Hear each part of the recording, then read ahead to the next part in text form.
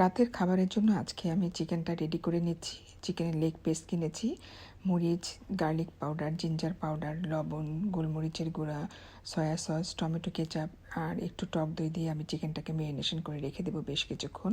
এবং ম্যারিনেশন শেষ হয়ে গেলে এবং এরপরে আমি এটা চুলায় দিয়ে দেবো।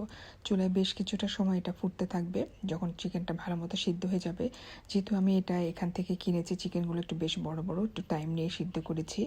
আর চিকেনটা যখন সিদ্ধ হয়ে যাবে তখন আমি বাটারে রসুন কুচি, পেঁয়াজ কুচি দিয়ে ভেজে নিব। এটা মোটামুটি ভাজা হয়ে গেলে আমি চিকেনের মধ্যে দিয়ে বেশ ভালো করে নাড়াচাড়া করে নিব।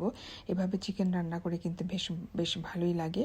আর যেহেতু অনেক কিছু ইনগ্রিডিয়েন্টস নেই, আরও কিছু হয়তো বা দিতাম, কিন্তু সেটা সম্ভব হচ্ছে না। যা ছিল সেটা দিয়ে মোটামুটি আমি ম্যারিনেশন করে নিয়েছিলাম।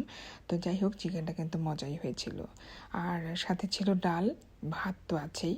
ভাত, ডাল আর লেটুস পাতা, এগুলো দিয়ে আজকে আমাদের রাতের খাবার। তবে খাবারটা কিন্তু বেশ মজাই ছিল।